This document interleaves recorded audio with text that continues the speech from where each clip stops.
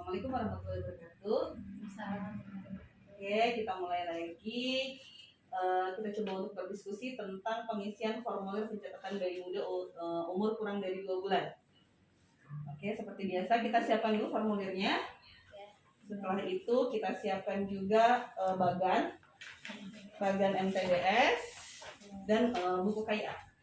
Jadi 3. Nanti kita siapkan coba satu, kita siapkan untuk yang status gizi yang terbaru yang nomor 2 tahun 2020 untuk status gizi. Oke, kita mulai dari tanggal kunjungan. Tanggal kunjungan kita tulis tanggal kunjungan saat ini, saat pasien berobat. Lalu alamat tempat tinggalnya, dan nama bayi. Lalu kita pilih jenis kelamin dan nama ibu diisi nama ibu. Nah, untuk umur kita isi dalam minggu dan hari. Kalau misalnya umurnya 6 hari ditulis 6, tapi kalau umurnya sudah 10 hari kita tulisnya 1 minggu 3 hari. Berat badan dalam gram, sebagai contoh kita yang kasus yang ini adalah 2300 gram, berarti kita tulisnya 2300. Panjang badannya 49, lingkar kepala 38. Ini perempuan. Nah, kita coba buka untuk yang di buku KIA.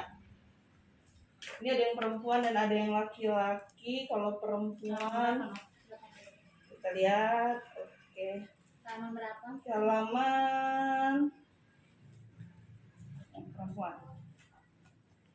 Halaman 81.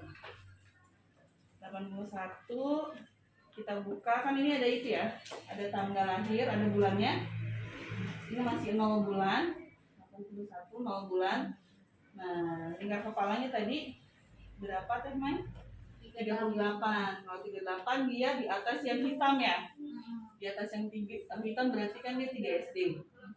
Kalau 3 SD ada acuannya di sini. Kalau lebih dari 2 SD berarti termasuk makrosefal. Kalau misalnya memang dia makrosefal, nanti di lembarannya kita buletin yang makrosefal nih.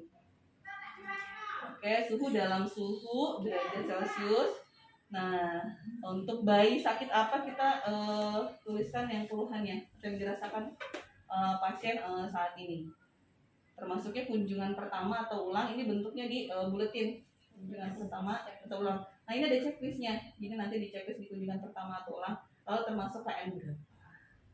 Nah, dari penilaian formulir ini ada bagian memeriksa kemungkinan penyakit sangat berat atau infeksi bakteri berat atau infeksi bakteri lokal. Ada memeriksa ikterus, memeriksa status gizi, status HIV. Kemarin kita sudah belajar tentang ini. Lalu sekarang kita akan berdiskusi lagi tentang memeriksa kemungkinan berat badan rendah dan masalah pemberian ASI. Nah, kita mulai dari yang pertama adalah kita lihat apakah bayi diberi ASI. Kalau misalnya iya, di checklist iya. Kalau tidak, di checklist tidak. Nah, setelah itu jika iya, berapa kali dalam 24 jam? Nanti kita tanyakan, Bu, mulai dari bangun tidur dan tidur lagi sampai 24 jam berapa kali dia menyusui. Nah, setelah itu kita tanyakan apakah bayi diberikan makanan lain atau minuman lain selain ASI. Ya dan tidak dalam bentuk checklist. Jika ya kita tanyakan, karena biasanya selain diberikan ASI dia biasanya formula atau air tajin, atau misalnya ternyata dikasih makanan lain. Itu diisi.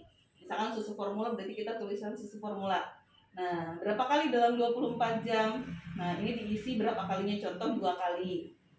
Nah, alat apa yang digunakan? Botol, cangkir atau lainnya kita checklist. Apa alatnya? Contoh misalkan cangkir, oke kita checklist. Kalau lainnya bisa aja anak sudah dikasih susu formula lewat pipet atau lewat sendok, itu masuk lainnya. Nah, ini kita coba lanjut lagi. Jika bayi tidak akan dirujuk, lakukan penilaian tentang cara menyusui. Nah, berarti nanti saat ini kita lihat, kita minta tolong ibunya untuk langsung praktek cara menyusuinya. Bu bisa minta tolong untuk susui bayinya. Nah, kita lihat untuk melihat apakah posisi bayi benar dan posisi pelekatannya benar apa enggak.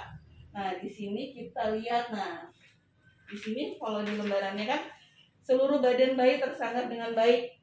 Kepala dan tubuh bayi lurus, badan bayi menghadap kepada ibu dan badan bayi dekat ibu. Nanti kita lihat posisinya kayak gini nggak, gitu kan? Nah, seluruh badan tersangga dengan baik, kepala dan tubuh bayi lurus, bayi menghadap ke arah ibu, dan badan bayi dekat sama ibu. Kalau misalnya memang ini semua ada, berarti posisinya benar. Nah, dilingkarin. Nah, kalau misalnya salah satu dari yang posisi ini ada yang tidak ada, berarti posisinya salah. berarti checklist di posisi salah. Lalu lihat apakah pelekatan bayinya baik atau tidak. Baik. Nah, kita lihat seperti ini. Ada isian yang di dalam formulir itu dagu bayi menempel payudara, mulut bayi terbuka lebar, bibir bawah membuka keluar, areola bagian atas tampak lebih banyak. Nah, seperti ini pelekatannya. Apakah dagu bayi menempel pada payudara, mulut bayi terbuka lebar, bibir bawah membuka keluar, dan areola bagian atas tampak lebih banyak. Itu kalau misalnya memang ada yang iya dibuletin. Dan kalau misalnya memang semua ada, berarti dia melekat dengan baik. Nah, untuk kasus ini, betul.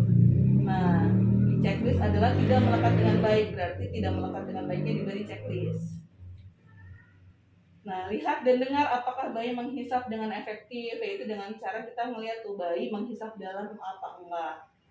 Teratur, diselingi dengan istirahat. Jadi kayak misalnya pernah kan ada pasien yang di ruang ICU yang kayak doang pernah dari itu tidak terdengar suara menelan karena dia misalnya sudah masuk asinya. Jika memang dia bisa menghisap dengan efektif, berarti di checklist. Untuk yang kasus ini dia tidak menghisap dengan efektif. Baik, nah untuk berat badan menurut umur kita lihat berdasarkan standar. Ini bayi perempuan. Bayi perempuan kita lihat di tabel standar berat badan menurut umur. Anak perempuan umur 0 sampai 6 bulan. Ini umurnya berapa ya, guys? 6 hari. Masih 6 hari, berarti masih 0 bulan. Berat badannya 2.300. Nah, kalau misalnya 2,3 itu posisinya antara minus 3 SD dan minus 2 SD kan? Nah, kita lihat standarnya. Kalau berat badan menurut umur antara minus 3 dan minus 2 SD, berarti kita isikan berat badan kurang. Misalkan kita contoh lagi, kalau misalnya pasiennya di sini nih 1,9 ya. 1,9 dia di bawah minus 3 SD. Dan di bawah minus 3 SD itu nih berat badan sangat kurang. Nah, kalau misalnya memang dia di bawah 2 kilo, kayak tadi kan 1,9 ya Temai. Ada isian yang checklistan yang pertama, jika kurang dari 2 kilo, umur kurang dari 7 hari, berarti checklistnya di sini.